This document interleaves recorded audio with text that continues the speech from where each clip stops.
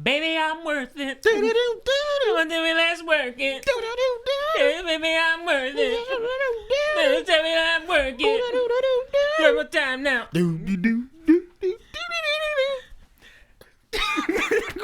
Hello, and welcome to the Parking Lot Projectionists podcast. My name is Andrew Bell. I am Raymond Bates.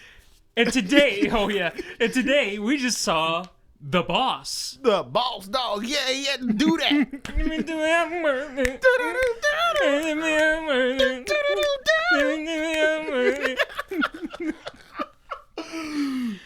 Raymond. Yes, sir. What is The Boss about? The Boss 2016 comedy. Sure. It is about, this is from Universal Pictures themselves, a titan of industry. Whoa, a titan.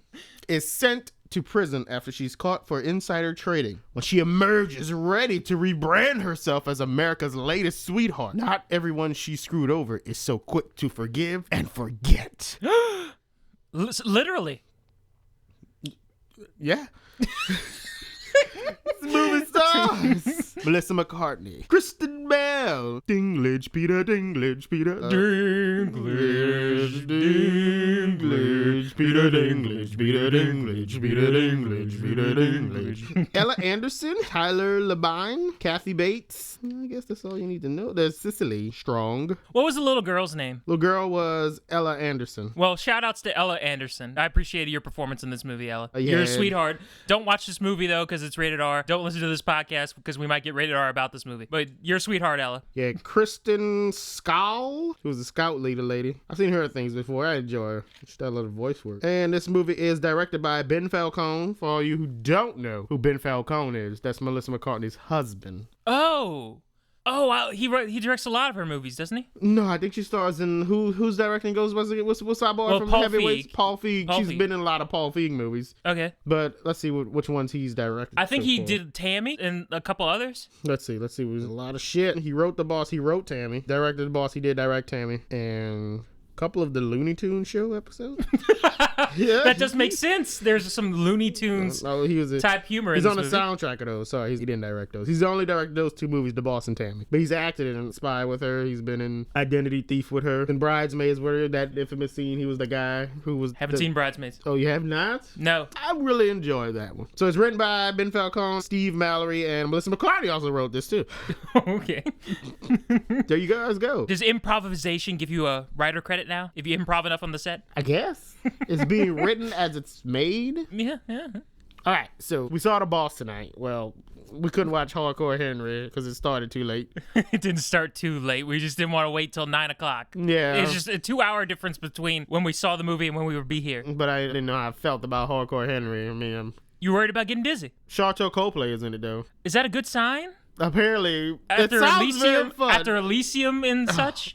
Well, he was good in Elysium. I liked Elysium with him. I didn't like the plot of Elysium, but I did like his character. He was a great villain. And this one, apparently, I can't spoil. You don't care? I think the people listening to this would care because this is for a different movie. But if you want to cut this out, then it's fine. But he apparently plays different characters, and each one of these characters eventually dies, and he just shows back up as a different character. Well, that is a spoiler. Yeah, it is a spoiler. That seems like a funny gag. Hopefully. Well, not anymore, because I know it's coming. Sorry. But yeah, we ended up seeing The Boss instead. Yeah, we had to watch this movie. It looked horrible. Horrible They from the just trailers. Upset at me because I made him watch this I movie. was dreading watching this movie from these trailers. It looks so bad. I'm like, this will be fun to, poke fun of. It'd be like, forgot the one we did last year in May. The one I gave the Red X to with Sophia Vergara and what's her name? Oh no. I thought it'd be fun like Hot this. Pursuit. Yeah, I thought it'd be fun like Hot Oi! Pursuit. Yeah. Oi! We did Spy. Spy had some good fun stuff when we made fun of when he shot the guy a bunch of times. Hey, Spy was halfway decent. You watch Spy, it's like maybe Ghostbusters could be all right in the hands of a delicate editor who could foster its good attributes. I don't know about them. I did like RedLetterMedia's reaction to the trailer though. Oh yeah. It's hilarious. Oh yeah. Subscribe. It is like editing every 2 seconds. Yeah, the cuts, the quick cuts, just making fun of everybody else on YouTube. They're so hilarious. Why don't you let me know your opinion? And that's my opinion too. Yeah. Okay, see you later. Don't forget to like us and subscribe. He's great. And then all the people in the comment sections were calling him Jeremy Johns and Chris Stuckman. And I don't get it. Jeremy Johns, the guy who reviews movies in front of that red backdrop and then punches the camera after he's done. Oh, I've never watched any of his videos. That's his editing style. Is Dude, lots of jump cuts to. Everybody does the jump cuts, sir. Yeah, Every famous person on YouTube does it. Sorry to. I mean, let's be real. Let's keep it real. Let's keep it 100 here on the PLP. They're trying to all do that. They're trying to get you to the good stuff faster, man.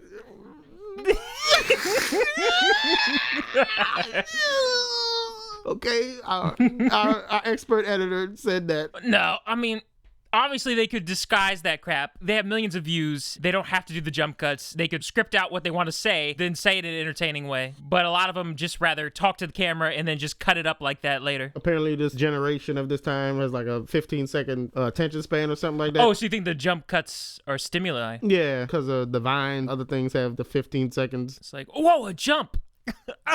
Yeah, so it's like a little cat it chasing the refreshes shiny. their brain so they can continue to Whoa, yeah, whoa, yeah. Whoa. You know, a good performance would keep people interested as well without jumping around. Take that. But I feel like there's some hypocrisy in that because I edit this to keep it interesting. We got good people love us. We not jumping around. Hey. And then but I guess you can't really tell with audio, can you? It's less serious with audio, I guess. We were talking for long periods of time. You don't cut, they cut whole sentences. They make their heads pop up in another side of the screen. That would have been a fun way to take it to the extreme. Like every other word, he's like in the background in the far corner, and then he's under his desk, and then he's up on the ceiling or something. You should have did that. That's a great one. There you go, Jay. If you're listening to this, shout out from PLP, Red Letter Media. Shout out to Red Letters from PLP. Love you guys. All right. I guess we saw The Boss. No, yeah, you're supposed to do your thing. I'm waiting on you to segue us into it. Wait, you want to kick this thing off? Yeah. Sure. The way you swallowed that. You swallowed that, yeah. Sure. Why not? Oh, who's that actress lady who played the nun in the beginning? Doesn't matter. It doesn't matter. Oh, okay. You For know a second there, I was thinking of that nun from the Conjuring 2 trailer. I was like, what? What? Oh, man. That was a pretty scary part of this movie, huh, Raymond? Whenever Melissa McCarthy and that Conjuring 2. Scary I know nun. you laughed at certain things, but I laughed at the beginning of the trailer because it seemed like a comedy. I can't remember why it seemed like a because comedy. it was just like it was the guy's voice talking, and then the priest was so serious, like, who do you think this is? Like he said, well, he sounds very angry, very delusional, and then he was like, that voice is coming from a 10-year-old girl. That's why it was just so funny. Well, because I understand why you thought it was funny because the way he was being. The performance of the guy on the Walkman didn't sound serious either. He was like, I'm gonna get you. Yeah, you can literally put that in another scary movie, the same scene, and it'll just they don't even do that. They should do that for the next scary movie. Just put that same scene in there somewhere. And it's funny because of their deadpan reactions. They're just staring at this like they're not even blinking or anything. They're just like, that's deeply disturbing. I guess people don't get deadpan humor, so they just... Okay. Oh, wait. They're making an Amityville movie, huh? Another Amityville horror movie. With Ryan Reynolds? No, another one. Oh, that happened already. Yeah, that Ryan Reynolds happened already. There's one starring, what's her name, from The Duff, Bella Thorne. Oh. You had me excited for a moment there because I thought it was somebody else. Who you thought it was? Mae Whitman, and I was like, wow. Because I said the girl from, sorry. No disrespect to Bella we Thorne. We have not gotten to the boss chat. We were just discussing other things. But I just got to get cool. this off. People like the regular banter. Let's go. I just got to get this off because The Conjuring starts out with the Annabelle thing was random, so they made the Annabelle movie. Apparently, Conjuring 2 takes place after the Amityville, so they've already been through the Amityville horror. Now they're in London or wherever overseas. They're like still shaking up about Amityville, so this is segueing them into this. Why would you skip that? That's like your Dark Knight of the series. That's I know. I don't know why they skipped it. I guess because they figured it's been told so many times, but I'm wondering if the new Amityville is connected to this. See, I had heard that this was going to have something to do with Amityville in Conjuring 2, and then I saw the text on the screen talking about their most famous case ever, and I was like, oh, wow, okay, this is going to be a mashup, Amityville, but they never showed the house. Yeah, it takes place after, I think this is like their first case after Amityville. It looks like they're looking at footage from Amityville at one point, but I know it's interesting to me though. You got the prequel to the first movie, now you got the prequel to the second movie now. I gotta check this. Who is it? Universal? What? I gotta check it. You had a prequel to the first movie, now you have a prequel to the second. Yeah, because Amityville is the prequel to the second movie. It's probably Universal Studios. I gotta check it. Oh my gosh. Conjuring 2. God damn it, I hate this version of it. It doesn't. James Wan is directed. He directed the first one, huh? Yes. Are there horror movies connected? Like, because they're gonna have a horror movie cinematic universe that's all gonna lead up to Amityville. And they're gonna combine with Insidious universe. I'm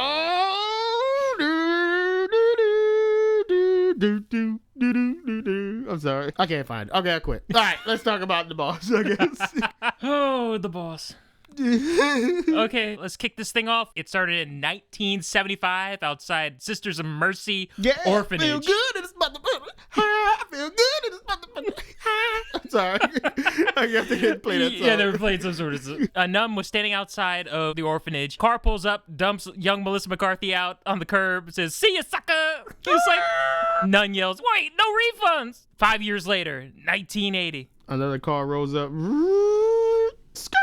They push her out the car. And then throw her suitcase on top of her head. Yeah, and another lady was like, "One day you'll find a family." He's like, "Why don't they love me?" Everyone is special, Michelle. You just gotta find the right person for you. Cut to 1985. Feel good as motherfucker. Feel good as motherfucker. And then she gets out the car and yells, "Fuck you!" to the car. Now the nut is just old. Apparently that 5 year span she got old. She had gray hair. It's okay. You'll find someone. No, I don't need anyone. I'm going to build my own. I'm going to become the boss. Hey, yeah, I want to shoot, baby. Shoot, baby. Melissa McCarthy on a bridge, dangling, drawing a picture. Me in the back. No. And then cut to present day. Well, it doesn't say. It could be any time. It seems like present day, though. Oh my God, it's the future. In the not too distant future. That's what it should have said. We had some stadium, like a big event's taking place. Huge sold out concert stadium in the middle of Chicago. Sound blaring, stadium packed full of people all cheering, and then you got some black lady dancers humping in the stage, and all I do is win, win, win, no matter what. Yeah, they playing that T-Pain song, and then Melissa McCarthy comes down. On a phoenix. A golden one. Whoa. Like from Order the Phoenix, or just a regular one? She flies in. They can carry like enormous weights. Which right, because at the end of Chamber of Secrets, old boy got pulled up, huh? Yeah, yeah. Oh, and all three of them, huh? And their tears have healing powers. It's very important for the end of this movie. So their blowjobs have healing powers. Spoilers! Oh, no. Oh, no. Ginny and Harry down there. Harry's dying, and then Phoenix comes down and starts sucking his dick. And Ginny's like, "What the fruit?" It's okay, Jenny. It's healing powers. Phoenix blowjobs have healing powers. It's gonna be okay, Ginny. Oh God. But yeah, Melissa McCarthy gets on the stage and then she starts doing these gyrations with the dance. You got tickled a little bit by that? Because she started doing I forgot the name of the dance move. It's one where you put your hand in the air and do like that. I think it's Nene or whatever. Now watch me, Nene. No, that's funny. Oh, T-Pain came out and was doing it with her. The real T-Pain, without the dreads. What? So what was this supposed to be? She was supposed to be giving us like a help, not a help seminar type thing? Yeah, it was a self-help seminar and it was called Power of One. Wasn't that the subtitle of the Pokemon 2000 movie? It might have been a huge fan. Was there a Phoenix Pokemon in that movie? Well, I guess you consider Lugia that, but Lugia is not really a Phoenix Pokemon. Oh, man. Who owes the Phoenix? Who's the counterpart to Lugia from Generation 2? I'm so confused right now. Power of One seminar telling everybody in the crowd, a bunch of old people standing up like, yeah, you could be millionaires. And I'm not talking small money, I'm talking big money. And all you have to do is just say, screw you, family, screw you, friends. Kill everyone that is close to you and suck their souls out. We love you, Miss Elizabeth Harvey. There are ladies who had their hair red like hers. Oh, yeah, she's got the short hair and she... The let me speak to a manager haircut. What? Explain It's that. an internet meme. Explain that. No, you explain that right now. I can't. It's like the short hair, the little bob sometimes. But did she have the little bob? I don't think so. It looks like what? She looks like one of those people who are uppity. If you tell them no, they'd be like, let me speak to a manager. Okay. It's one of those haircuts. This might seem a little bit rude. In all respect to the man I'm about to say, she reminded me of Roger Ebert after his surgeries. No. Andrew. I'm just... Because she was wearing... Because of the turtleneck and the yeah, fat that hangs out over the turtleneck a bit. She never stopped wearing Not after the big surgery where he unfortunately lost his jaw. I'm talking about like just the initial one where he had to wear turtlenecks all the time. Why did he do that? Was it some type of cancer? Was it like a heavy smoker at some point? No, he had throat cancer and it came back. From heavy smoking? I don't know if he was a smoker or not. I watched that documentary about the guy. All I know is that he frequented some bar in Chicago. A bar? No, I don't think he was a smoker. We got to destroy it. It's secondhand. See? I tell these people that smoke around me, stop it. Right now. Well, all right, back to the movie. Much respect for Roger Ebert. We love that guy. That's what she happened to remind me of. Him Oh my God.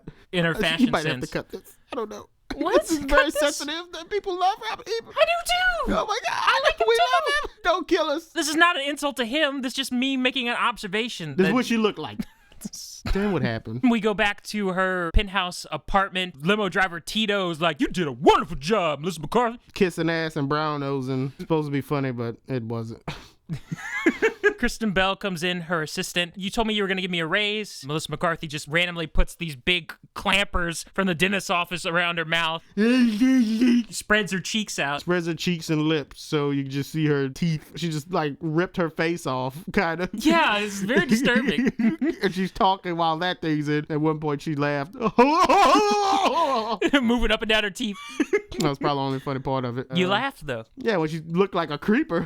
She got a monster. I was like, oh my God, she's getting ready to eat her. Bite a tree or something. Latch onto you or something. Kristen Bell comes up. It's like, hey, you promised me a raise. I have a daughter. And then Melissa McCarthy's like, you have a daughter? Since when? It's like, I've had a daughter for like the past decade. She's like 10 years old. Did you have that through intercourse? Wow. Yes, I have intercourse. I have to raise my daughter by myself. I'm a single mother. If you don't give me the raise this time, I'm walking out. Melissa McCarthy's like, that's the spirit I want to see. You've been listening to my speech, Power of One. You're sticking up for yourself. Here are these earrings. They were worth about $62,000 in 2001. I'm giving it to you right now. There's your bonus. Did good, Bob. Tito's over there. Yeah, whatever. Then they go up to the helipad on the roof. Some guy walks up to her with a vanilla envelope and hands her some binoculars. Say, these just came in for you. She looks through binoculars and sees Peter Dinklage cross the way at another skyscraper. Yeah, his skyscraper on his helipad. Looking back. Was he inside or was he on the helipad? No, he was on his own helipad. They were looking at each other from helipads. No. Because I laughed at this. No, he was inside a building and then it cut to him and he was standing on top of a helipad. Oh, okay. Or was it? No, he had glass in front of him, sir. He was on a building. All right. He was in the building. Hey, if you spotted an editing mistake, good for you, man. I'm not going to take that away from you. A cherished moment. You got to live in it. Oh, my God. You got to appreciate it. He's like, hey, Ronald. He's like, my name's Renaud, and I'm a samurai, and I'm going to take your company. You stole that deal from me. I didn't steal no deal from you. I just got a friend who told me something about something else going up. It's insider trading. I'm gonna rat you out. And then Melissa McCarthy's like, okay, see you later. Got in a helicopter and flew away. It cut to him standing on either his own helipad or her helipad. She just waves down at him. With her middle finger. And then... She had a black helicopter pilot and she told him to take off his shirt. Yeah, show that because we want to see it. He's all ripped. She sexualizing men. She has a thing for black men. What? Well, Tito is her other assistant that is always lapping up everything she says, and then she's got that helicopter pilot told him to take his shirt off. But she focuses on Dinklage. Spoiler alert. She has a hierarchy then. She's got little people followed by black people as her preferences. Sure.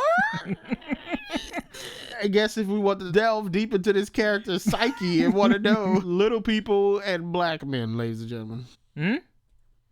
Chocolate and nougat.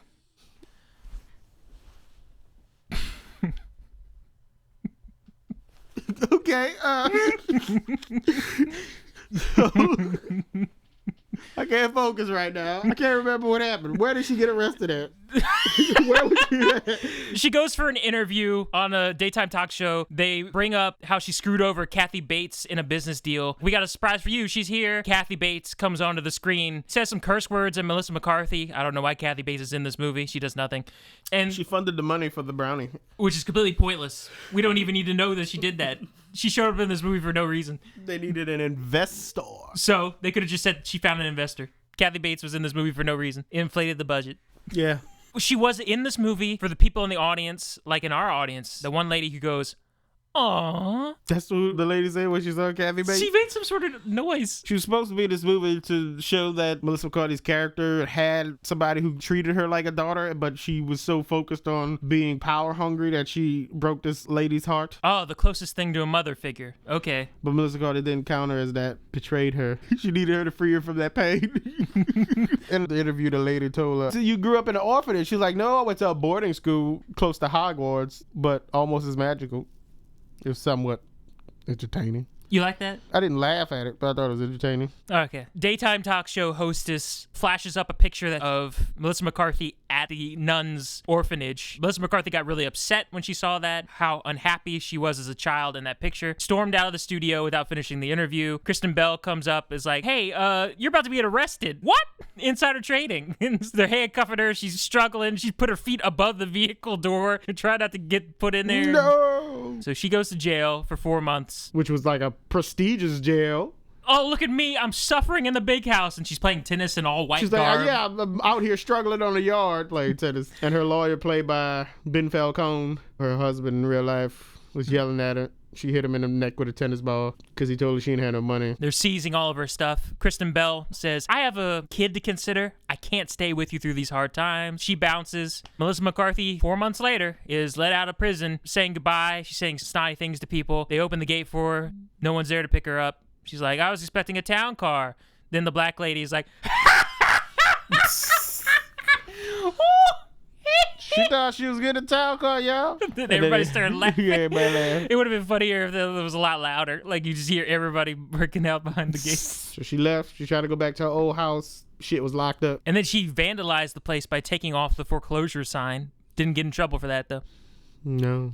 Then she went to Kristen Bell's house, buzzed the little intercom, and her daughter looked downstairs from the window. Was like, "Hey, lady, I know you. You used to be my mom's old boss." She was like, "Let me in." "No, you're a felon. It was a white-collar crime. That doesn't count." We cut to Kristen Bell at work dealing with her new angry boss lady. Dana or whatever the fruit. Dan was his name? Dana. Oh, Dana was the lady's name. The lady's name. Mike, the slightly chubby dude who sits next to Kristen Bell, was like, "Hey, Dana, I hear they're talking about your fourth quarter results in the break room. You better go check it out. It's all the buzz." Dana's like, "Oh my gosh, oh my gosh, oh my gosh." Dana was crazy.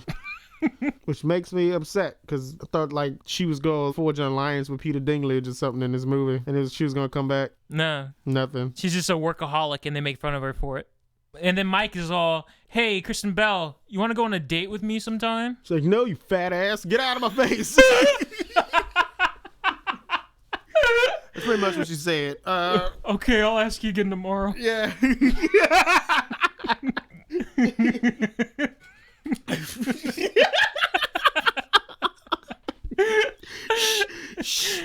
Okay, so you cut that. And then it cuts back to Melissa McCarthy lying down on a bench outside of Kristen Wiig's house. I just put my hands up and was like, well, that was a nice scene. What was the point of seeing Kristen Bell's office workers? Well, I guess they're just trying to set up her romance with Mike. I thought they were setting up a new villain, but either way, it could have been great. So Kristen Bell comes home. Is like, "What are you doing here?" Like, "I need a place to stay. Let me stay with you." In movie fashion, Kristen Bell's like, "Sure, you can stay with me." They go upstairs, talk to her daughter for a bit. Yada yada. "You can stay here." Daughter Rachel. Oh, Rachel. We got introduced to Rachel. Rachel. Andrew said she had great acting skills. She was a pleasant little girl actress. Well, I'm saying that because this movie's a little weird. I'll just say this it's a rated briefly. R comedy, I guess. It's a rated R comedy, yeah, but the Rachel little daughter aspect felt like it belonged in a PG or PG-13 family movie. like Enchanted or something. It's a lot like Enchanted. The single parent with the daughter, and then this crazy person. In Enchanted, it's Amy Adams. In this movie, it's Melissa McCarthy comes in and yeah, okay. More on that later. How does she know? How does she know that you love her? Miss Cartney's trying to get back on her feet. She sat on a sofa bed. The sofa bed just decided to flip her up. It's possessed by one of the ghosts from Ghostbusters, I guess. And it flipped her up. Melissa McCarthy could crash there because Tito wasn't picking up her calls. Tito went back to Best Buy, y'all. Oh, yeah. That's why Tito used to work. I guess I am again.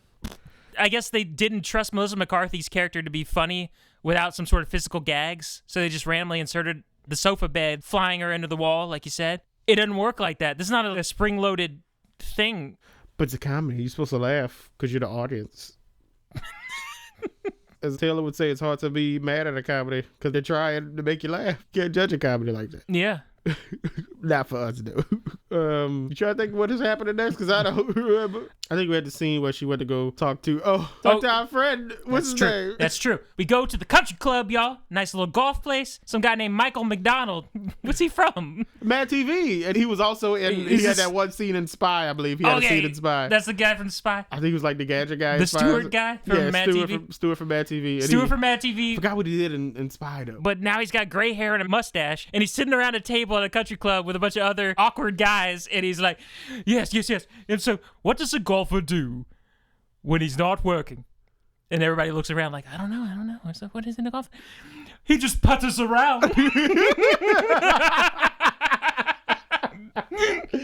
So, what was the last movie I made fun of you for laughing at the joke? It was Deadpool. It was in Deadpool. Oh, what did he say in Deadpool? Oh, in Deadpool. I gotta remember.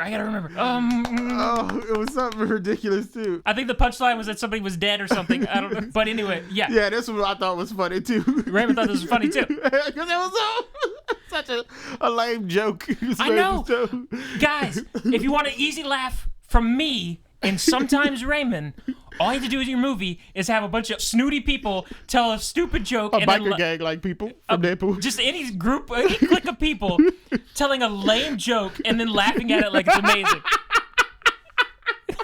Laughing at it like it was the second coming. Frick. How did that happen? What'd you do? I don't know. Who did? Touch something? I don't know. Your feet are back there. You're good. I was over here. Whatever. The styrofoam just decided to move. Yeah. Melissa McCarthy shows up after that amazing joke. Hey, I need your help. I would like to join the country club again. Like, we hated you, Melissa McCarthy. Be gone. She told him she had a deal for him. Wanna be? Be gone. And she told the guy that your wife was a whore and slept with all the tech guys. He was like, my wife died. Pam. Oh, no, Pam. She's like, go to hell. She's like, yeah, when I get there, I'll tell Pam you said hi because she sleep with all the tech guys in hell. That was pretty funny. You like that one? I love the reaction of that guy's face. I don't know who that guy was, who was Pam's husband at the table, but I loved his reaction whenever she was saying all these horrible things about his dead wife.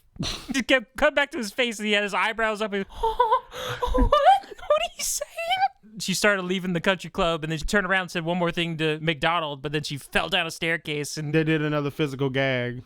And this one looked like it really hurt. Like, there was a stunt actress who rolled down the staircase. And then the Pam guy runs up. Everybody else is saying, is she okay? And the Pam husband guy runs up and says, like, how'd she survive that? Yeah. The samurai's second in command was videotaping the whole thing. At first, I thought he somehow arranged her to fall down the stairs. You said he force pushed it. Yeah. He videotaped it, then brought it to Peter Dinklage, who's like, did you tell them not to do it? Yeah, they didn't agree to go do it. And he's like, great. Here's her falling down the stairs. Oh, yeah, we had that. Was the flashback now? The flashback was beforehand. Well, now it's now. Because he was in that flashback scene, the Mad TV guy. Oh, yeah, Michael McDonald. Yeah, he walks in on them. Bryce. Oh, no, poor Bryce. Yeah. It goes back to the 90s where Peter Dinklage and Melissa McCarthy are doing coke in the break room. And then Bryce walks in on them while they're making out. Hey, guys, they're about to announce who's getting the big promotion. I don't know what the line was. Melissa McCarthy said, oh, I don't want to say it. It's the F word. Crap, I'm so lame. She was like, fuck you. That's what you said? Yeah, Bryce. Fuck you, Bryce. He just walked away with a disappointed look on his face. He was so upset by that. We need more Michael McDonald in this.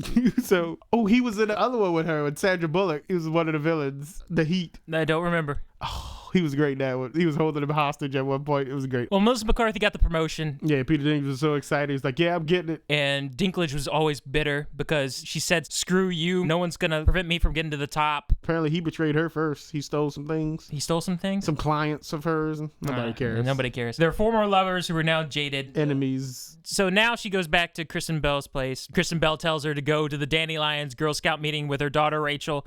They go there. Melissa McCarthy's just throwing F-bombs around this place. Oh, the Dandelions meeting? Yeah. You got poor, what's her name, Shaw? Something Shaw. Yeah, she plays Trixie the Triceratops in Toy Story 3. That was the lady who she kept getting in the face with? No. That was the woman on the stage. She was so meek and humble. Like, oh, yeah. What's her name? Okay, now I'm proud to announce that Spaghetti the cat is going to be okay. Okay. And then the Asian woman's like, oh, so good to hear. Spaghetti is going to be okay. My daughter loves spaghetti. She's fucking retarded or something like that. She said something. Melissa McCarthy says that to her, yeah. It's like, you effing scare me. And then Shaw says something else at the podium, and then the Asian lady looks at Melissa McCarthy again. She's like, and Melissa McCarthy's just staring like, oh my God. She looks just like, oh my God. And they're discussing some shit about the dandelions. Selling cookies about $7 a box. Melissa McCarthy asked a question about how the profits are made and whatnot. The other villain lady. Helen, that's a very generic villain name. Helen and her daughter, Every Hannah. evil lady in the movie, his name is Helen for some reason. Maybe it's just me. Helen is an uptight businesswoman, wears suits and has her blonde hair pulled back really, really tight in a bun. Like Cruella de Vil? I don't know. Cruella de Vil doesn't wear her hair in the bun. You cray. Anyways, her and Melissa McCarthy get into like a argument in each other's face. I object to a felon being at our Girl Scout meeting. What's her name? Was like, it was white collar. She's like, you don't have to do that, honey. Rachel. Yeah, Rachel. Anyways, getting into each other's faces. Yada yada. Fuck you.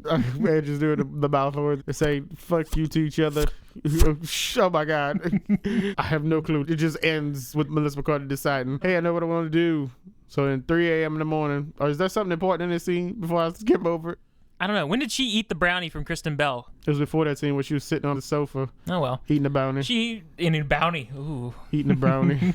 She consumed a brownie. It's like the most delicious brownie you ever tasted. She got an idea. 4 a.m. in the morning, she wakes up. Kristen Bell is like, hey, get out here. I created a science fair poster. Billboard. The little fold-out billboard. Yeah, she had the I forgot what they call it. Well, it's not a bulletin board. It's like a trifold. A trifold board or something like that. Like, she's giving a presentation to Kristen Bell. Let me know what comes to mind. And she opens it up. And it's a Asian girl doing the black power sign. Fist in the air with a red background. Kristen Bell was like, communists, child labor, slaves. Stalin. We can have a legitimate business here, Kristen Bell. What do you say? And then Rachel wakes up like, what in the world's going on out here? She's like, I'm glad you're here. Sit down. We're going to build an empire of brownie making business. Going to be called Darnell's Darlings. And we going to take the brownie industry by force. Girl Scouts, you don't want to make shit. You want to make money, right? Kristen Bell's like, well, Melissa, I have a kid to think of. I have to have steady pay. I cannot go off on some crazy venture. She's like, you start this, I'll be out of your house. Done. I'll do it. All right. Everybody back to bed. I want to go back to bed. Everybody get ready. Let's do this. So it cut to what? They made a batch of brownies? I don't know. Rachel, the little daughter, and Melissa McCarthy were sitting on a bench outside her school. You got to recruit all the girls with the jewel names because they're going to end up strippers anyways. So we can catch them now. Catch them on that spiral. Yeah.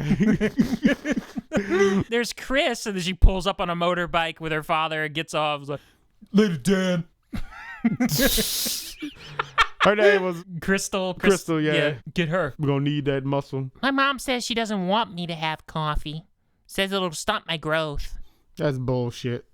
Here. Thanks. Oh, sorry. This one's mine. I put a little rum in it. And then Rachel walks off, and it just passes out on the way into the school. It would have been great. That would have been fun to see. A physical comedy, but nope. Especially you who with a little rum. Then we cut to them invading the Dandelions meeting. She's like, all right, bitches. What's up, motherfucker? Yeah. She just yells, mother effer. Y'all gonna come work for me now. We gonna do great things. You won't build no nest in a gopher hole. Wait, what's wrong? What's wrong? Hannah's yelling at her like, you guys are monsters. It's like, what's the problem? Did somebody die? Spaghetti died. The cat? Oh, I'm telling you something. Now, I thought this was funny. Spaghetti probably fucking killed himself because of that name.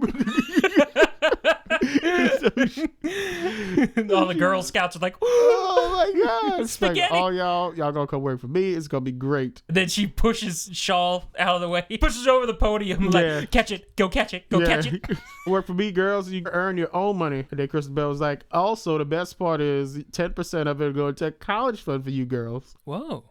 Yay. Then Helen walks in. I leave for 1 minute and the whole meeting goes to crap. Helen, you stupid lesbian. We taking your girls. Like, you can't do this. It's like, come on, girls. And some of the dandelions walk out. So then they start selling their brownies. Yay. Kristen Bell's cooking them for them and they packaging them up. They're selling to people. And the one girl, Crystal, is like knocking people out, strong on them. Kristen Bell and Melissa McCarthy are standing on the corner around all the Girl Scouts. Is like, all right, we leave at 7. If you're not back at 7, we're going to leave without you. The van's going to leave. No, we're not. No, we're not. And then they all scattered all over the place. Melissa McCarthy's like, I didn't count them. Did you count them?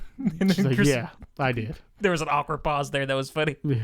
So they made all the money? Fake crying and crap. They set up a stand outside of a weed shop, a legal weed shop. I didn't catch that. Yeah, it was a marijuana shop, and they had a brownie stand outside the marijuana shop. That's whenever the guy stole them. Oh, that's what it was? Yeah, the guy outside the weed shop just like snatch and grab and just ran. So I remember that part. Do we get to the big scene here? Do it. So now they rolling up and Melissa Carter's like, this is the rich neighborhood.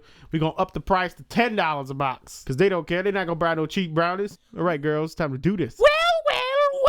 If it isn't Melissa McCarthy. And was it Helen was her name?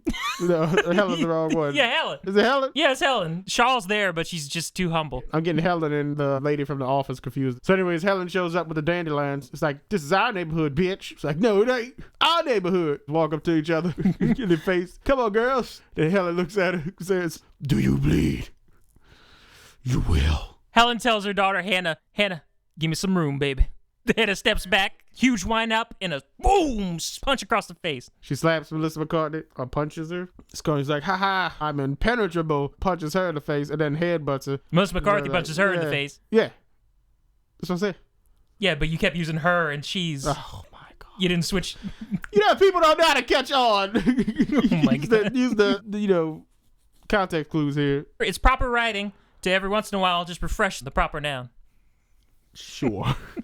So... Whoa, he just shored me again, ladies and gentlemen. Melissa McCarthy. He just threw a short at me.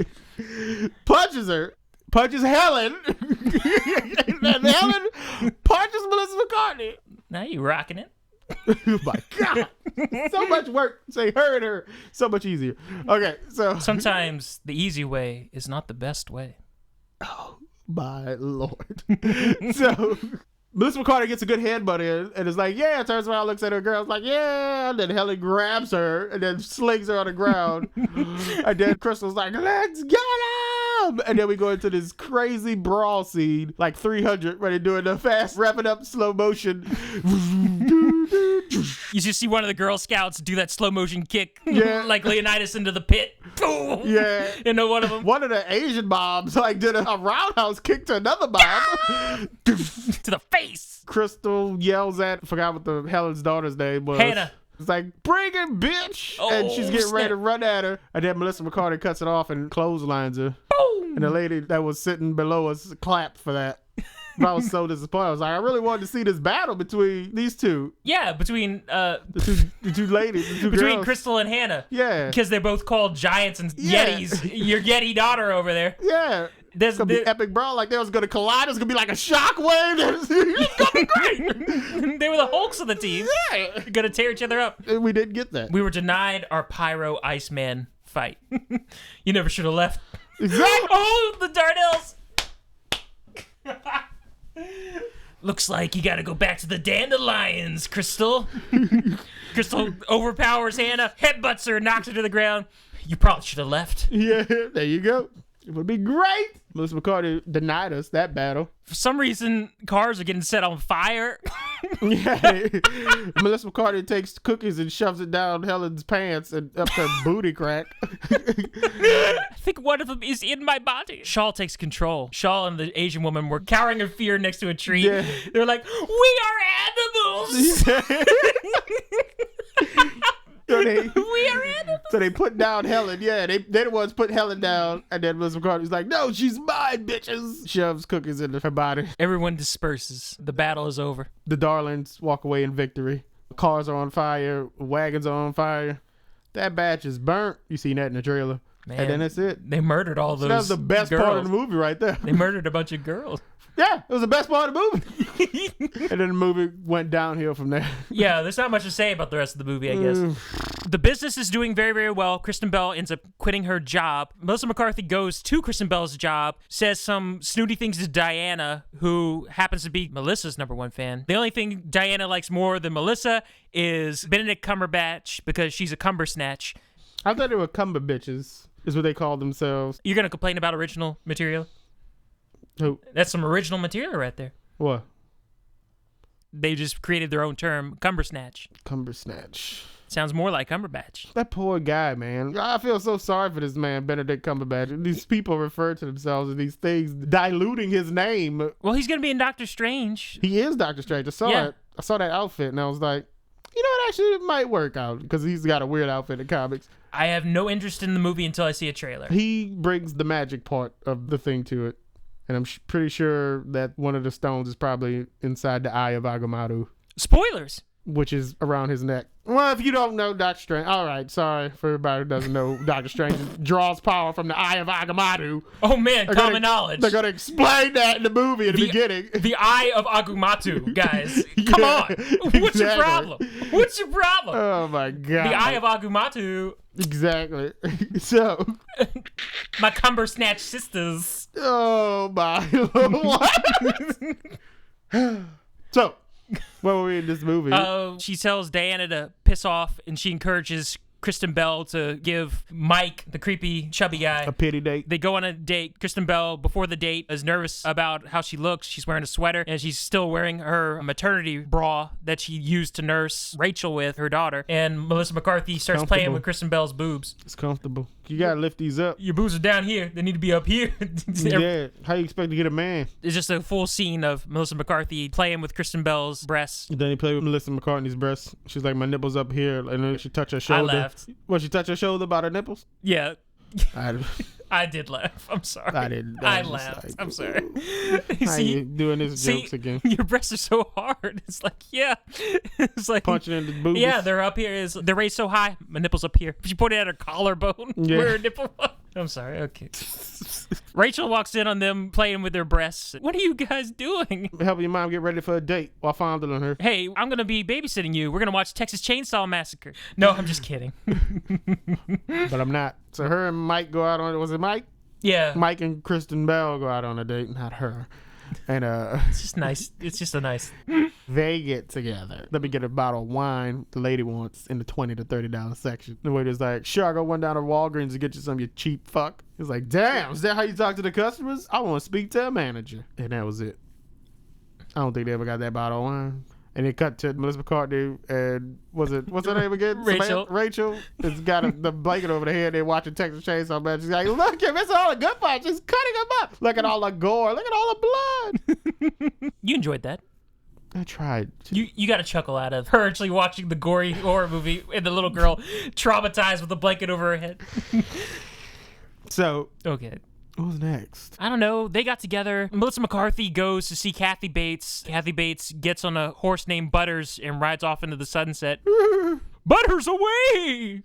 She says something like that. Go, Butters! Fly, fly. That would have been funny if Butters wasn't brought to her and she did that whistle like Gandalf does. Why are we writing better shit for them like right now? Kathy Bates is on the edge of a forest. I can't do it. I can't whistle it.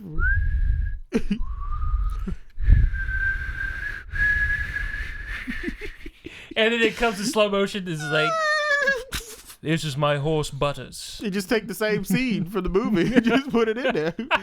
That's what they should do. It's been my friend on many ventures. Oh, you're making this movie funnier than it needs to be. So she gets on Butters and flies off and Never to return. She was just a cameo in this movie. She just funded the Brownie Corporation. The nun lady never returned too. I was expecting her to return. No payoff for the nun lady. or Kathy Bates. Melissa McCarthy opens up a shop without telling Kristen Bell, and Kristen Bell at this point actually walked out and quit her job the same time that she asked Mike on the date. She actually stormed out of the job. We gotta talk about the scene, the character scene, where they're eating dinner to celebrate before they open the shop. Dinner to celebrate at a sushi restaurant. Melissa McCarthy, Kristen Bell, and Rachel the daughter are at a restaurant. And Melissa McCarthy ate a pufferfish in her face. A fugu. She died for a little bit, came back to life. Now, if they cook this just right, it'll take you just to the edge of paralysis and then bring you back. But if they cook it wrong, you're dead. She lost all feeling in the right side of her face. It was drooping down, and then she collapsed backwards in her chair. Like that scene from AI where Haley Joel Osment was eating the spinach. And then she collapsed back into her chair and popped back up. Rachel's like, I made something for you. I got you a gift. We found something. Hands of the Spider-Man mask. All right. We use that one a lot, I guess. Oh, say it again. It was a little low. I think we use that one a lot. No, that part. The part. Oh, she gave her the Spider-Man mask? We found something.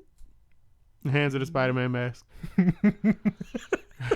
And then Melissa McCarthy realizes that with great power comes great responsibility, and she's not ready to be responsible yet. She just storms out of the restaurant like Ray. I don't want any part of this. Like, you need to. It called to you. The picture frame called to you. She had visions of a samurai cutting down somebody in Costa Rica. Peter Dinklage cutting down. Surrounds us. These are your first steps, Melissa. No. So she storms out of the restaurant. Rachel, the daughter's like, what was that about, Mommy? Was it the picture? Kristen Bell's like, probably. Continues eating her food. What happened was the daughter said, we're like a real family. And Melissa McCarthy didn't know how to handle that. Because she never had a real family? Because she was returned to the orphanage? Families for suckers is what she would say. Yeah. Never had a real family. Never had a real dream come true. Damn, that was a deep song right there. That's from Oliver? I don't remember what that was from. From Oliver Twist? I never had a real family. Never had a real dream come true. I don't remember what that was from. Damn. It's powerful. Shit. Back to this movie. So she packed her shit and left the house. Melissa McCarthy did. Just left a note. Say, bye, bitches. And, so. Oh, they did explain during the Mike date scene what happened to the father of Rachel. Apparently she had sex with a TA, and and he said that he wasn't the daddy and left her. You can't get away with that these days. You really can't get away with saying you're not the daddy these days. A TA in college. So for all y'all who don't know what TA is, teacher's assistant, because it took me a while. I was like, wait, what? Oh, what? The teacher? Or was she? Who's the TA? Yeah, Kristen Bell was a graduate student, had to teach classes as part of her graduate program, and then her teacher's assistant had sex with her. And then she did not force the TA to have a DNA test to prove that he was the biological father. He just got off scot-free. Guys, listen very carefully. That will not work in real life. It's like Taken in real life. They will find you. They will take your DNA. And you will pay alimony for the rest of your life and child support. And they will kill you. Good luck. So yeah, she opened her own shop. Melissa McCarthy, a conventional oven place. What it was it on their own factory, I guess. I don't know. Store. It was a huge kitchen thing. A conventional kitchen for him, so he can make the brownies. Kristen Bell was walking, and Samurai Dinklage opened a limo door and was like, "Hey, let me buy your company." It was rubbing her hand, and Melissa McCarthy saw this outside the window because it's a glass building that they were in. A glass building. So Kristen Bell goes, a glass building. What's a glass building? It had a glass window shop. That building was made of about 90% glass, sir. Oh no. That was a 90% glass building. And the other 10 was like the bricks for the foundation, and that was it. Oh my gosh. So Melissa McCarthy just assumes that Kristen Bell is making a deal with Samurai Coolio over here.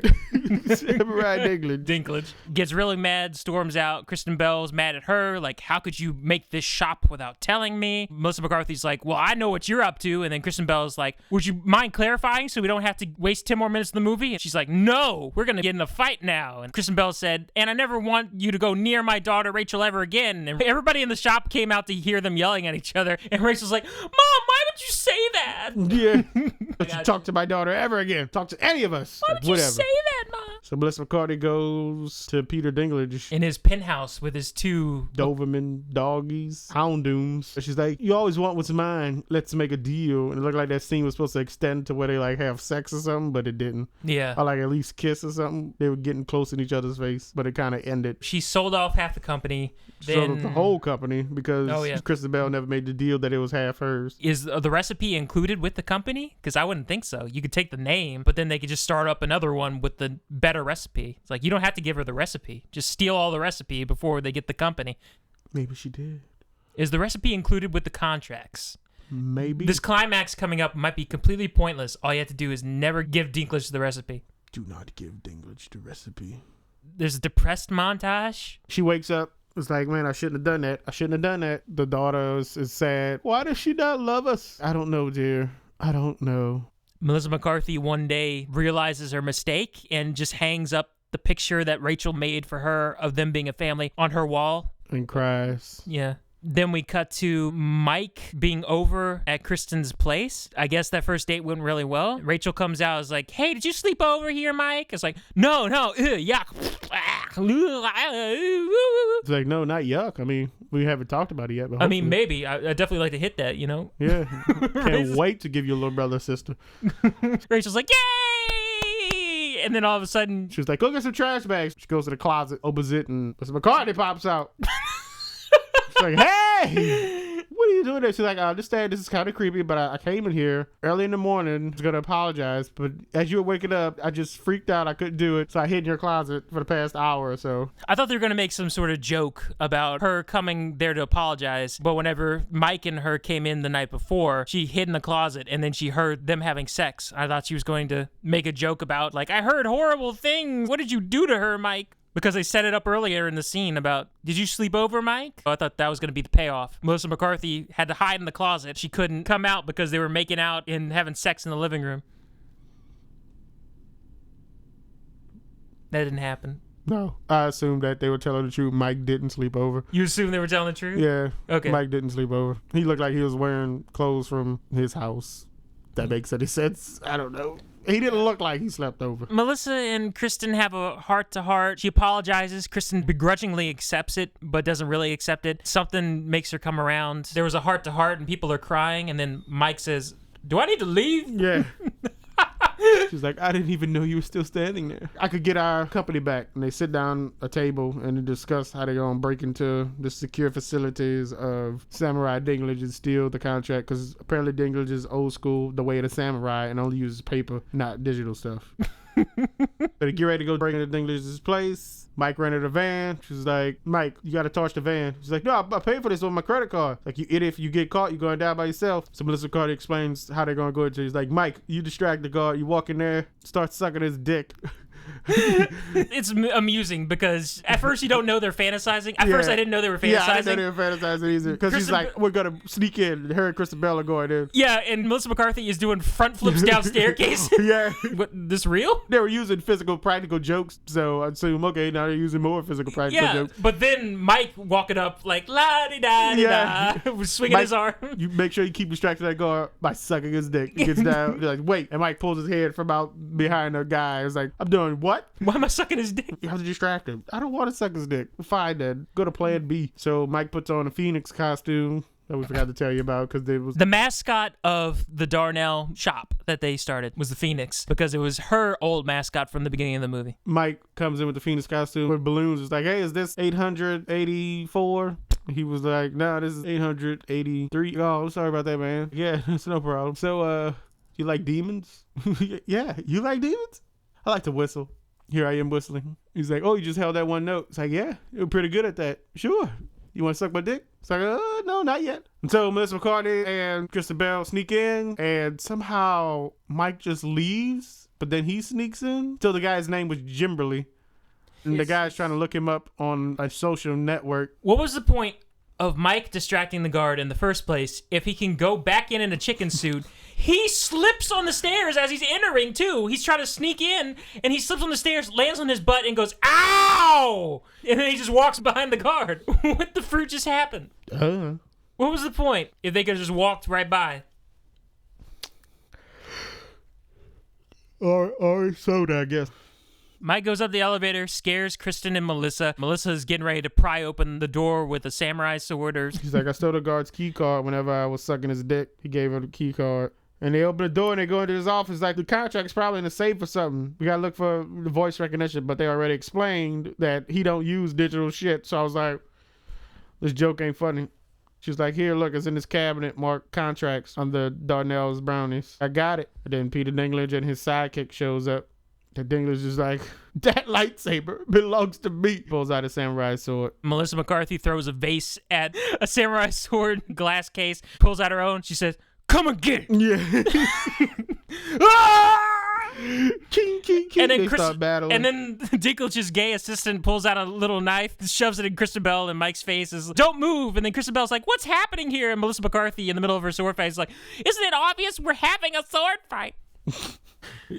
Yeah. It's not a great sword fight. It's not very well choreographed. There were a couple of moments that could have been fun, like whenever Peter Dinklage kicked her down 2 steps and she's lying on the ground, and there was a shot from below. It looked like they were going to do a cool shot of Dinklage standing at the top of the 2 steps with a sword in one hand. I was like, oh, but it cut away before you got the shot. Cut away immediately to keep the pace going or I would something. have preferred if they kept sword fighting. And like, it took a while. She had the contract in her hand. I thought he was going to like slice the contract, but it didn't happen. Yeah, it took way too long for her to get that sword in her hand. They were just talking Picking and up- talking and talking. Picking up bamboo. And you know what else would have been great? If like the brownie showed up. You had that scene like in season 2 of Daredevil where the hand comes up to the hospital. The brownies just shoot grappling hooks up the building. They start crawling up the building to the top to save them. Oh, I thought you were talking about the evil ones come No, up the first. brownies, No, the evil ones have to show up first and outnumber the team. Then Kristen Bell and Mike have to take on the little girls while Melissa's taking on Dinklage. Then the other ones show up as backup. Yeah, well then you have to have Helen and Kristen Bell's other boss show up together. You can have these villains working all in on it for some reason. Would have been funnier. And then that's when everybody shows up and has a nice, awesome battle. But they didn't do that. Would Diana go up against Helen then? Because Dinklage needs to go up against Melissa. Helen would go up against Mike. Kristen Bell would go up against Kristen Bell would go up against the other boss. What's her name? Shaw, yeah. That'd be funny because then Kristen Bell doesn't really want to fight and Shaw doesn't really want to fight. It's like, No, not Shaw. I'm talking about her boss from the company she oh, quit. Diana. She Yeah. just wants to smack Diana in the face because She she's fights annoying. Diana. It's all the villains and the heroes together. I mean, we're The already Dandelions versus the Brownies, part 2. the climax is already getting ridiculous. Like, and if this was a regular comedy, it would have just ended with them apologizing. So boring. A regular comedy would have ended with that apology scene, and then they would have just started their own brownie company again. Yeah.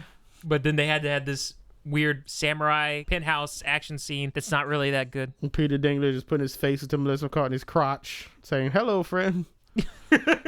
Not this time! Kicks him across the room. So they managed to run away to the helipad, and he follows them. Going somewhere. Villain speech, and then he pushes her off the building. That was kind of cool. Kristen Bell's I thought- like, no, you son of a bitch. It's like, oh wow, we're going here? Kristen Bell yells out, Jenny corkscrew kick, and twirls in the air, kicks Peter Dinklage off the building, too. I'm sorry. She did that. And then she's like, oh no! And she looked over the edge, and the edge of the helipad is not the same as the edge of the building. Yeah. There was another part. Like, everybody knows the helipad's up, because otherwise the helicopter would land on a roof, and it'd just be shitting away. Air conditioning balcony caught their fall. Looked like there were sleeping bags there too, so some bum must have been sleeping up there. Maybe it was the front desk guy. He likes to take his gay rendezvous up there. Gay demon rendezvous? Yeah. Shit. Some secret rituals. Oh, God. I didn't have a demon show up there to fight. Mr. Carter starts making out with Peter Dinklage. It's like, that guy just tried to kill you. His mouth didn't. Cut to 8 months later, all of a sudden. Yeah, at this fancy, big, rich White House. Kristen Bell got a nice house for all the money they made. The Darnell darlings are in there. The Girl Scout They all celebrating. with Crystal Mr. and Carter's everybody. like, yeah, we did it. And that's the end of the movie. She makes a call. I sent something to Helen. Set the sofa to Helen. Let's do another gag again. Helen sits on the sofa that just happens to be pulled out. It's like, oh, it's a pull-out sofa. She lays on it, and then she flies through the window while her daughter's outside punching her bag. Out the back window. Buzz, you're a genius. Because Hannah is a Yeti, and she's got to work on her figure. She's punching a bag. There were some bloopers. You had to be patient for like a minute. This movie did not need no motherfucking bloopers. Don't act like your shit was funny that you could have bloopers at the end of your shit. Okay? Well, it felt like a movie that had bloopers. Should have had bloopers. I didn't feel that. This movie didn't deserve bloopers. That's what I'm trying to say. This movie didn't deserve to have a blooper reel. It didn't have a very good blooper reel. No. Most of the time, it was just the actors not knowing their lines and just saying bad words. Like Kathy Bates doesn't know her line at one point, starts cursing like crazy because she's upset because she's unprofessional. And then she says, Meryl Streep would have kept going. Yeah, she said that. Like, oh no, Kathy Bates. She's upset she didn't get that Oscar. This movie's defaming Kathy Bates. The end. The end. General thoughts? This movie was shit. I don't know. Okay, is that all you got to say about this movie? I don't know. Let me know. It had hints, like the nun who was there. I thought like she was gonna realize, okay, I had a family this whole time with the nun lady. Take care of me was like my mother figure or whatever. That would have been a good story. I thought that nun was gonna show up again, and then they introduced Kathy Bates as her mentor. They had a quick scene somewhere in there which Kathy Bates told her that you were like my daughter.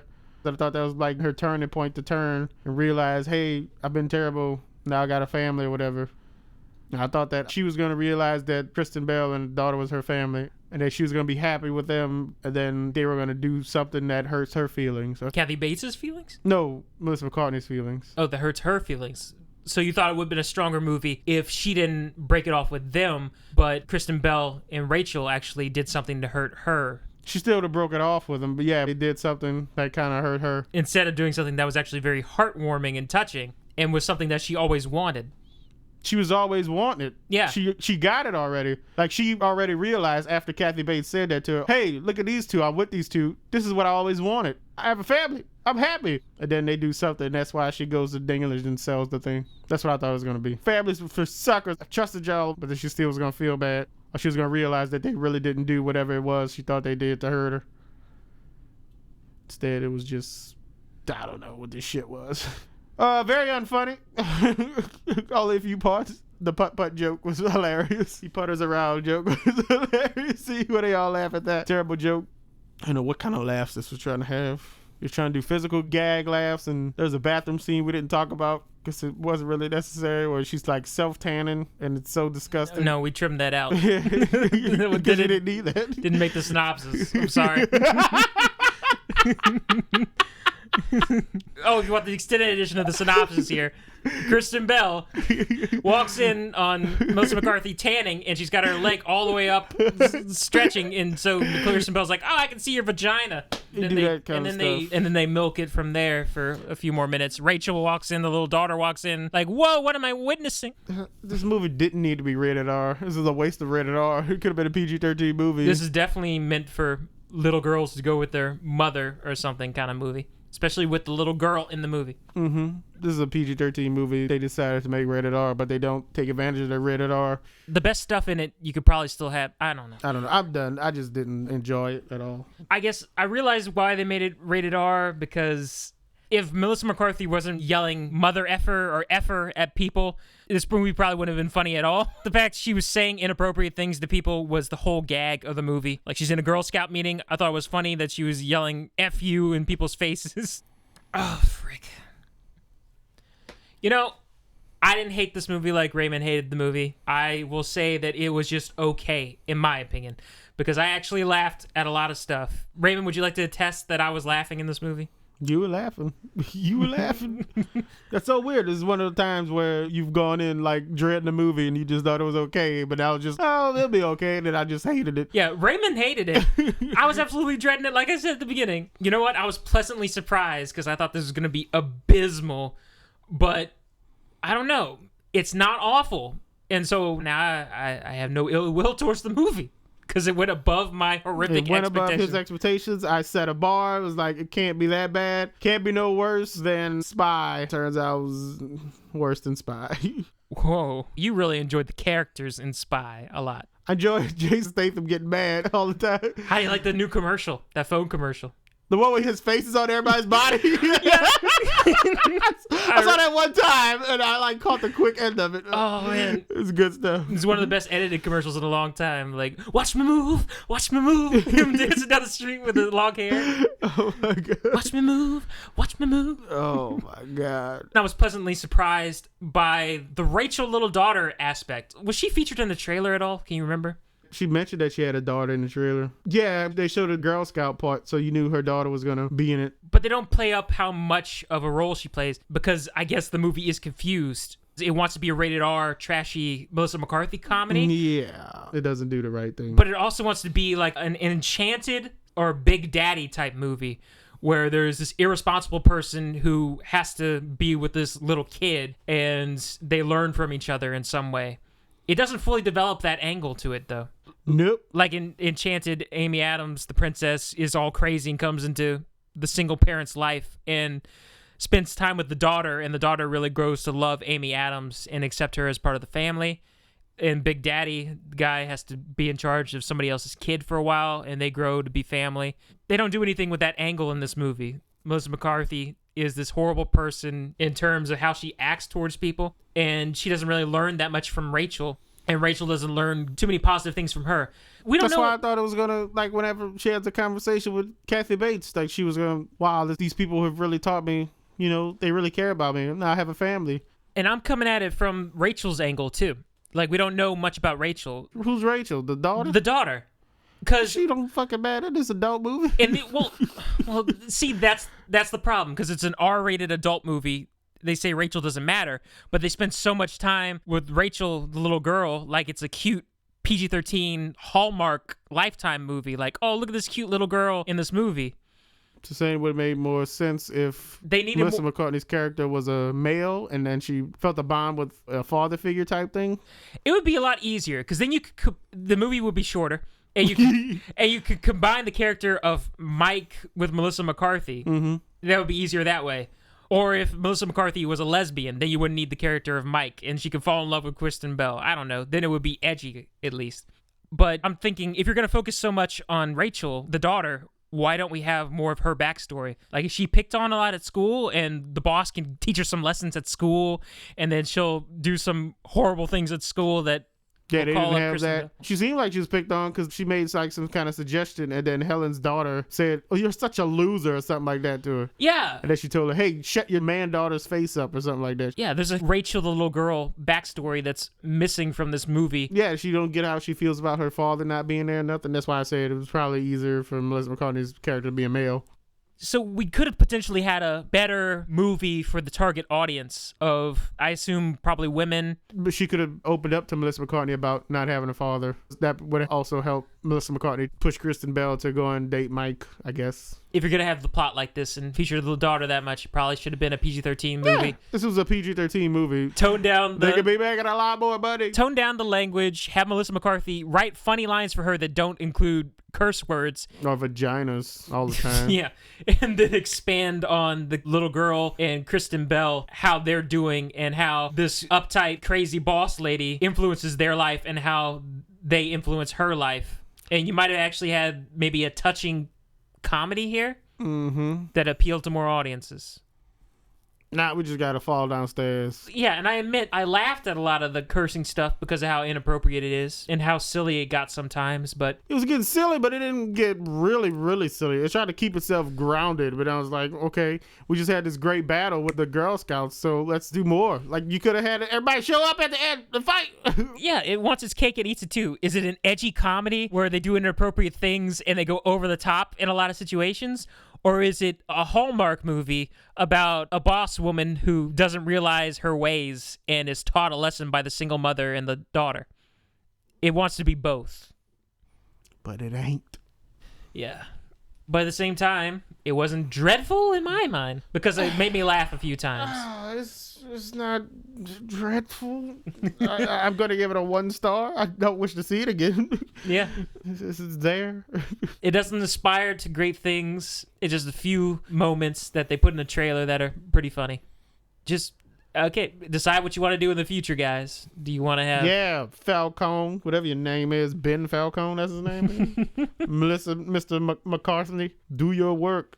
You rode the middle too much in this movie, and you didn't really appeal to anybody that much. Boo. That's it for me. 1 star for this movie. 1 star. All right. We'll talk about the Rogue One trailer. You want to talk about the Rogue One trailer? Sure. We had a naughty original reaction, if we want to be honest. Should we? You want to tone it down? We'll tone it down. We'll tone it down a bit. Let's mention it briefly, in the sake of being honest. We were a little annoyed that it's supposed to be an ensemble cast, but they focused it like it was a female-led movie again. Have no problem with it, but you're doing an anthology series, and your first one, you already started a new series with a female lead, and now you're starting with another female lead. So you're just gonna keep doing female leads and pretending like men didn't do nothing in Star Wars universe? Well, I guess it could be extra upsetting for people who like the Dark Forces series of video games for PC. Kyle Katarn is apparently the guy in the old expanded universe stole the Death Star plans. Ooh. He's a cool, charismatic character, Han Solo type with a blaster, and then he learned that he had the Force as well, stole the Death Star plans. He's a pretty cool guy. He even knew Luke Skywalker. He survived through the trilogy. And he knew Luke? Yeah, Luke in his Jedi Academy. He knew Luke. Damn. So we don't get that character. Instead, this is supposed to be like the Star Wars Ocean's 11, but they focused on... like I said, I thought she was like the Matt Damon new character coming in on this. It shows a shot of one guy. They didn't focus on any of the other characters. I feel like, the male Latino character who looks exactly like Poe Dameron, I feel like he's the actual leader of the squad. Yeah. Yeah, he walked out with her. But his marketing is he's a sidekick, and she's the leader. She seems like the feisty person who comes in and ruffles his feathers, and so they're co-leads. But it made it all about her, because that's what's hot right now. Mm-hmm. I don't have a problem with it. I enjoyed the trailer. It was really cool to see the Episode 3 Mon Mothma actress. Oh, yeah, we got to talk about that. Episode 3 Mon Mothma, ladies and gentlemen, is reprising her role as Mon Mothma. She is the first prequel actor to be in a new movie. Yeah, first prequel actor to return. That's pretty cool. Which is great. Yeah. So here's for everybody who's looking for that Ewan McGregor Obi-Wan movie. He's out there right now. Who, Ewan McGregor? That's the cool thing about this movie, is that all the characters are alive again. Yeah, in this movie. Alive. Darth Vader's out there in this movie somewhere. Except Leia, Luke, and Han have not met yet. Yeah. Oh, crap. But Darth Vader, we're expecting him to show up. He's going to show up. Darth Vader's going to show up. So he's like the monster in this movie. He's going to show up at the end, probably, and take him on. In the climax. I'll take on the Jedi Forrest Whitaker. We're assuming that Forrest Whitaker's a Jedi who survived all the 66. I'm not assuming that. Raymond's assuming that. I am, because he seems like he's giving off this vibe. Forrest Whitaker's not making it out alive. Then Darth Vader's he's gonna die. Take him down. He looks like Forrest Whitaker dies in every movie, pretty much. They'll sacrifice him or something so they get the Death Star plans out of there. Assuming Darth Vader's still hunting down the surviving Jedi, because that's what he was doing in the Force Unleashed video games. So I guess Star Killer, Darth Vader's secret apprentice, is not canon anymore. Oof. Even though George Lucas said it was canon? Yeah. They can overrule George Lucas's canon? Well, yeah, they bought it from him. They could overrule his canon. So they could technically say the prequels are no longer canon and remake the prequels if they wanted to, because George Lucas don't mean crap anymore? They could, but the prequels already exist. They're not going to do that because it already has 1, 2, and 3 slapped onto them. They're not going to remake the prequels. George Lucas said something was canon, and Disney took it away. Well, they took away everything that was supposed to be canon. All the expanded universe, the books, the comics, the video games, everything that was not a movie is no longer canon, sir. Except the Clone Wars TV show. They kept the Clone Wars TV show as canon, and they have their new Star Wars Rebels TV show that's playing on Disney XD. Do you think any of the Rebels characters will show up in this movie? Is Ezra or Ahsoka, if she survived her competition with Darth Vader? This movie takes place like right before episode 4, and right now they're like somewhere in between episodes 3 and 4. It's a little weird that they're putting in the huge laser satellite all in one piece. It's like, isn't that a little dangerous? Like trying to squeeze that whole piece in there at once? Like, wouldn't you just build that in the socket? Wait, we're gonna just put this huge chunk of the Death Star. We're just gonna slide it in. No, it's not gonna work out. They're in space, so I'm guessing it's not dangerous because there's no gravity, so it's easy to slide in. I'm assuming that's not easy, because you can't have somebody on the opposite side. You have to like completely control it from one side, and if you pull it just a little bit, There's nothing to keep it from. It's gonna start moving back towards you. So you gotta like ease it in at one speed. Somebody on the inside pulling too while they push on the from the inside? outside. Yeah, cables on the inside pulling while they push. Oh my gosh, this is so impractical. Why don't you just build the gun in the Death Star? Maybe the cannon part's already built. This is just the dish part. I don't know. The dish. It's just the muzzle that they're putting on it. I mean, it created a cool shadow reveal in the trailer. Yeah. That's nice. It's good to see all the old stormtroopers and the ATSTs and whatnot. Those crazy people charging the ATSTs. Oh my God. Why are they going that way? You're going the wrong way. I mean, it was a fun shot, but I hope it makes sense in the movie. It's pretty cool. You see somebody dead on the right, like somebody got blasted already. There's like one character running in the front with dual pistols, though. He's not firing them. And I'm just like, what are you doing? Why would you fire at the, like, oh yeah, I'm going to attract attention towards, this guy's actually firing. Shoot him that first. thing looked at them and fired 2 shots, and the guy behind him dead. One of those guys died. An Imperial officer in all white. That was cool. In the Death Star room, it had that window that looked like the one that Leia looked out whenever they tested it on Alderaan. Oh, really? Yeah, it looked like the exact same window. We don't know whose characters. We don't suspect if he was in episode 4 or whatnot. No idea. No Moff talking. In episode 3, he looked pretty old already. No, he had black hair. He had some gray streaks in there. You can still have Moff talking show up. He's alive. Moff talking's alive. Oh yeah, he's alive. You been fire when ready. They're going to have Yoda show up. Obi-Wan cameo. If you put Yoda in this movie. The gratuitous Millennium Falcon cameo. They're going to cameo everybody. It was great to see that they recreated the Yavin 4 base from where the climax was in episode 4. Yeah, that was very nice. They're standing around that thing that they watched the Death Star. The little green triangle and the red triangle. Death Star will be in rain. They might fly over Tatooine, fly over Luke's head or some shit like that. He's on the phone doing some shit. There was a moisture evaporator in the trailer. How do you know that? What? Behind the Shadow Trooper, the Black Shadow Trooper, there's a moisture evaporator. Maybe it's Jakku. There's thousands of other desert planets out there. Oh yeah, the AT-ATs were on a desert-looking planet, but they were stomping on some oasis. It's like a beach, some kind of a beach. Ooh, a beachhead. Yeah, that's what people liked about it. It was like, oh, it was like Normandy, woo! Whatever. Well, that's pretty cool. It seems tank. I think it's exciting that they have this intense thriller tone. Like, I know Red Letter Media tweeted making fun of why they're in a horror movie.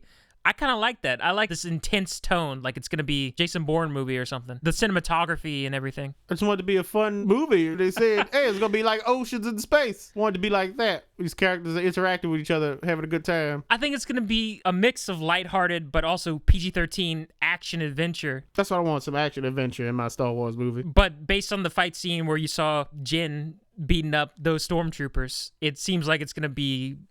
aggravated assault. That's what they got it for, aggravated assault. Oh, no. Where it takes it a bit too far is this little woman with a metal part. Let me finish. Little does not speak to her character, to how she is as a being. Little speaks to her actual size in comparison to these big stormtroopers. It's a tiny person. Say a tiny person. Oh my god! But it's not a tiny person. She's smaller than these other people. Yeah, she's smaller than the stormtroopers. Why being all PC up in this beat? We're already in hot water because my Cloverfield. She's beating up on a bunch of stormtroopers. She's whacking them in the head, and they're getting knocked out. They have helmets on, and they're getting knocked out by her. Like, I would have a hard time believing that with Dwayne "The Rock" Johnson beating them up. The mask only filter out smoke, not toxins. Oh, I don't know. I know that makes sense. She had poisonous punches. Wait, she was hitting him with her bare hands or she hitting him with a stick? She was hitting him with some sort of a metal piece. I guess. It'll be okay. It makes sense, I guess. Maybe that piece is thicker than what they got. The question is, do they have cushion in there to where it can absorb the blow? I'd like to think so. But she's not strong enough to put a forceful blow behind it, is what you're saying, to knock him out. Yeah, she's not strong enough to make it hit so hard that helmet doesn't... I'll believe it Dwayne "The Rock" Johnson did it. I want a bounty hunter Dwayne "The Rock" Johnson Star Wars movie. Make it happen. You see The Rock Johnson walking up to some ATSTs, they better start running off that beach. They better turn around. They're slow. They're going to move slow. They're going to make a U-turn quick. The rest of the cast is behind him in the sand like, what is he doing? And he's just muscle walking towards him. Takes a rope, wraps it around him. He just flies in the air for no reason. He just flies in the air for no reason. He doesn't need no snow speeder. He don't need a speeder. Nothing. He's just lassoing it himself, dripping Takes him. them all down. It's like, I am the cavalry. Yeah, it looks like it'll be good. I do like the lead actress. She's going to do a good job. I like her spunk. I like her attitude. We've just seen a lot of it lately, so it rubbed me the wrong way when I first saw it. I watched the trailer a couple more times. I really do enjoy it. I'm excited for this movie and the tone and the intensity. I don't I don't like her because Whoa. I thought this movie was going to be about a group of characters. We just got a movie focused on this one person. Because now they all got to meet. That's your first 30 to 45 minutes of the movie is them meeting now. Everybody meeting everybody. Rounding up the game. Poe Dameron's dad and her have to go. Yeah. These gotta be Poe Dameron's parents. Somebody thinks that they're Ray's mom. Look at the guy. They dressed him exactly like Poe Dameron with the same parted hair and everything. He don't got that New Republic jacket, though. They'll reward it to him at the end of this movie, and then people are going to be like, oh, that's Poe's daddy. No. Well, everybody wears that jacket in the New Republic. But that doesn't work out with canon. There's a comic book where the mom and dad are at the Battle of Endor. So you saying they gonna die in this movie? They can't be at the Battle of Endor? No, Poe's mom and dad have to survive if these are the Poe's parents. Yeah, so they're gonna survive in this movie. I don't think nobody will die in this one. They already have a name for Poe's mom, so if Jin's not the mom's name, then she's not the mom. Oh, okay then. But that guy could still be the father. He's cast to look like... Sure. I don't like the plot because I already know what's going to happen. Obviously, they're going to get the plan. They're going to win. Could you make a movie about something else, please? They're trying to sizzle it up a bit. You got Forrest Whitaker yelling fun stuff. What will they do if they break you? I enjoy the cinematography. What do you do? Who do you become? That samurai guy whipping up on the stormtroopers. I'm sure it's going to be a well put together film. I'm going to be sitting there just thinking to myself, okay, they're going to win. They might all die, but the rebels will get the plans. I know, but that's the suspense. Who's going to make it? I guess that's why they went with the horror thriller type trailer, Raymond. They want to set up this tone like, yeah, you know what happens, but you don't know what happens to the people in this movie. Speaking of horror thriller, I hope they actually make a horror thriller Star Wars movie. People are trapped on a planet or some type of moon with a monster. You can make it about the last remaining Jedi, and they know Darth Vader landed on the planet. And so they're being hunted through the woods by Darth Vader. Sure. I'm trying to scary. steer away from the Jedi. A lot of people like this concept because it's steering away from the Jedi as well. I hope the next one is about a bounty hunter or something, not Boba Fett. Please don't. Make it about a completely different bounty hunter. Well, the next one's about Han Solo, and it'll probably be about how he got in the Millennium Falcon, like you said. Him and Chewie meeting, and we don't need to see this. I don't. You're making prequels to the originals. You're making sequel prequels. Yeah. There's sequels You're to the shoving prequels. shit in between episodes 3 and 4 that nobody cares about. We don't need to see this. Because they can't go forward because they want to leave room for the other episodes, so they don't want to tie their hands. They can go midquel. In the middle of the original trilogy? Midquel? Because this is kind of midquel by being in between the two trilogies. Yeah, there's 1,000 stories to tell in the original trilogy. Where's my Wedge Antilles movie? What he was doing during episode 5? Him and his breakdown where he had to leave the battle in episode 4. He has to get his courage and bust it together. And then at the end of the movie, he's like, I know what I gotta do. He just picks up his jacket, puts it on, he walks off, and then we get episode 6. So then you can watch episode 4, the Antilles saga movie, and then you watch episode 6. This is gonna be a great trilogy. Great trilogy. Place episode 5 with Antilles. This is complicating marathons as well, because then you'll have people who now you gotta watch 1, 2, 3, or maybe you gotta watch 1, 2, Clone Wars, 3, Clone Wars CGI version, Rebels, Rogue One. Then you gotta watch 4, 5, 6, read a bunch of comics, 7. then watch 7. You're upset about. I know you're upset about your characters. I mean, we can get some stories between episodes 6 and 7. Give me a Luke. I want a Luke and young Ben apprentice going off doing an adventure. Give me some of that. Episode 7 is the one that needs the prequel the most because so much stuff went down that has not been explained yet. There you go. We can have a whole bunch of stuff, man. So much to explore besides stories that we already know. But then it'll be how they get the plans to Luke, or how they gave it to what's his name on that Strucker. They gave it to Strucker. See, you say frick to that, but you don't say frick to the Death Star plans. We already know how this ends. I said frick to it before I saw the footage. Now that I have to accept that it exists, I'm judging it on the merits of how good it looks. Right now, this actually looks like it could be fun. Okay. So I can let it slide now that it exists, but I prefer if they don't do it in the future. Do what? These midquels and prequels. As long as they don't tie into the story of the other movies. Give me a story about the rebels doing another mission somewhere else that they need to stop another crazy Imperial officer doing something. That's the movie I want. Rogue One could really be called episode 3.5 because it kind of is essential to what happens in 4. Yeah, it is. It's the beginning of 4. Yeah. It literally ends with the beginning of 4. It's like 3.95. It's pretty close. There you go. It literally is what it is. We don't need no Skywalker. We don't need no Skywalkers. Give us something about some other Jedi. Give us the Obi-Wan movie. Give us a comedy called Lando's Holiday. Jar Jar's Holiday. Jar Jar is a freaking hero, man. Oh, here we go. Don't be giving no lip to Jar Jar, man. Would you make fun of Forrest Gump? Would you? People out there who hate Jar Jar? Would you make fun of Forrest Gump to his face? Forrest Gump might have been slow, but he was still a hero. Same for Jar Jar. Jar Jar is an unwitting hero, just like Forrest Gump. They should do a Forrest Gump type Jar Jar movie where he sits on a bench and tells people about his life and the adventures he went through. He influenced everything from episodes 4 to 7. Exactly. He's the one who gave, what's his name, the map to Luke. Now he's just waiting on a hyperspace bus to take him to Luke Skywalker's new Jedi temple. It's like, you don't need to go on the hyperspace bus. Luke Skywalker just lives a few blocks down. Oh, you so serious? Yeah. This is right there. Thanks, you, sir. He's the one. He's the one who finds the lightsaber at the end of episode 5 and gives it to Maz Kanata. It's a story for another time. Oh my God! It was Jar Jar. Jar Jar felt bad about being responsible for the Empire coming to power, so he's been secretly working behind the scenes to try to correct it all these years. He became a lone figure working behind in the shadows. He is the rebel secret weapon. He heard about the incident in Cloud City. He went there searching for Luke's saber and found it. What would he have done in Jedi? He gave him the location to Jabba's temple. He was inside an X-Wing we didn't know, and he was helping him fight. He pulled Poe Dameron from the records on Jakku. There it is!